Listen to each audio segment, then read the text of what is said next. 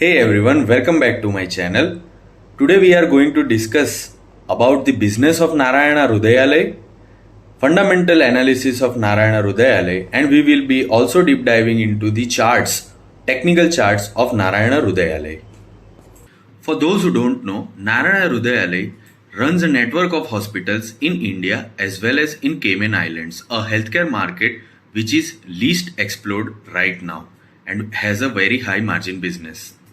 Till now, we have seen an era of IT professionals capitalizing on international opportunities. There is a hope that we will be seeing the same for the healthcare industry as well. This quarter, the company also consolidated its UK subsidiary Practice Plus, which it acquired in November of 2025. Let's start with the headline number. Revenue grew 76% year on year. That's a huge change. Now, how did this happen? By focusing on the super specialty and specialty services, they are actually getting higher revenues and better margins. Also, their current inpatient capacity has been running full, and that's why they are going to aggressively expand by commissioning 1535 beds in Bengaluru, Kolkata, and other cities. Now, that was the India segment. We are going to now talk about the interesting part of the Cayman Island, which even I was shocked. Revenue excluding the insurance business in which Narayana Hrudayalaya is there, it grew 13% year on year. Now, if you have seen the globe, Cayman Island is diametrically opposite located to India. As we know, Cayman Island is a tax haven, hence attracts a lot of high net worth and ultra high net worth individuals. By establishing a multi-speciality hospital in Cayman Islands, it is a great strategy to attract these deep-pocketed individuals, these deep-pocketed families from around the Western world.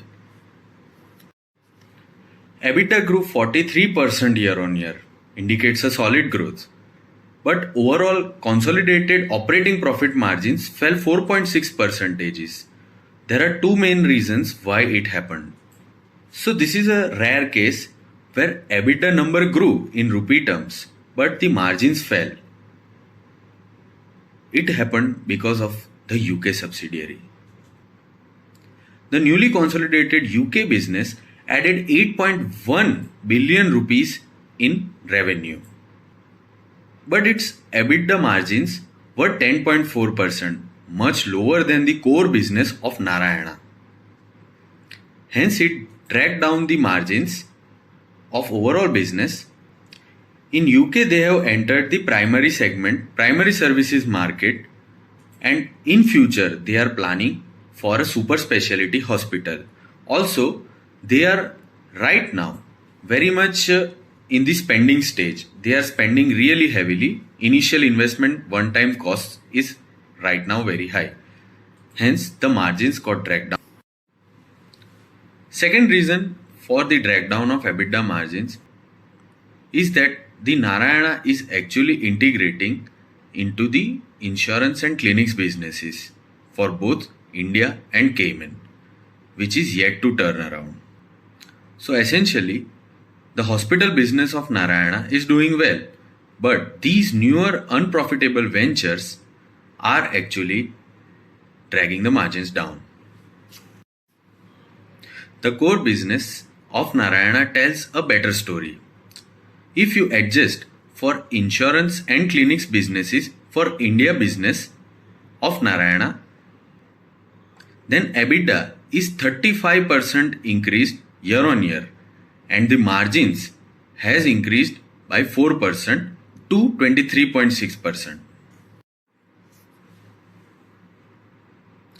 For Cayman business, if we adjust for Cayman Integrated Healthcare Limited business, then the posted EBITDA increased by 4% quarter on quarter and 20% year on year. And the margins for the Cayman business was 45%. So this was all about the core business, core operations of Narayana.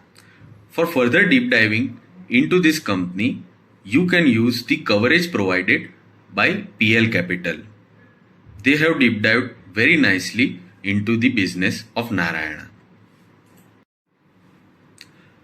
Now let's ask a question. The revenues have grown so fast, the profits have grown so fast, but the cash flows, are they healthy? Company has a long-term trend of positive free cash flows.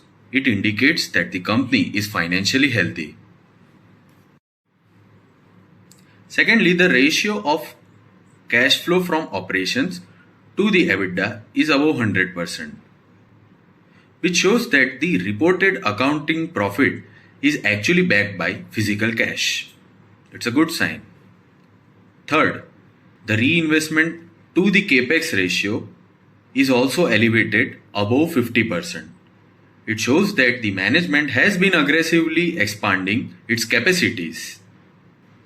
And the con call of the most recent quarter also says that the management is going to stay aggressive for 3 to 4 years in expanding their capacities.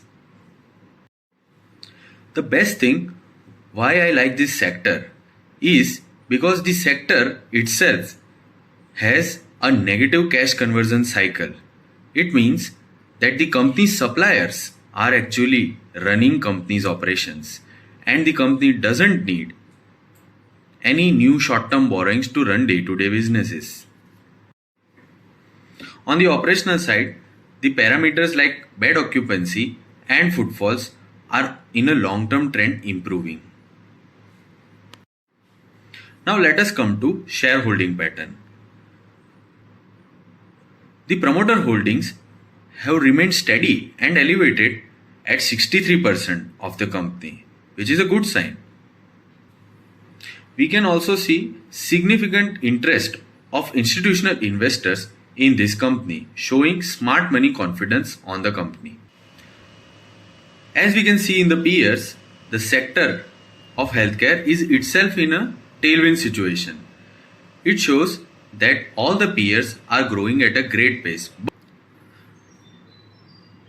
And we can see that Narayana Hrudayalaya has a good scope of PE expansion in future. Now that was the fundamental analysis of the company. Let's discuss about the technical chart patterns and technical analysis of the company. We can see that the chart of the Narayana Hrudayalaya is in a long-term uptrend following the channel as shown in the figure. We can see that the corrective pattern of Narayana Hrudayalaya is completed and it is about to resume its uptrend. As shown in the figure, in medium-term chart, inverted head and shoulder pattern can also be seen. For a short-term basis, the price of the company is trading near its 52-week high of 2097. The break above 2097 may give a rally up to 2400 level. As you can see in the chart, the price of the company has a recent low of 1830, which will act as a near-term support. Please note that I am not a SEBI registered research analyst. This video is for educational purpose only.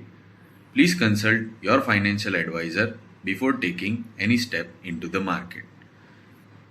Investment in stocks are subject to market risk. I have made a video of what kind of market risk you will face while investing into the markets.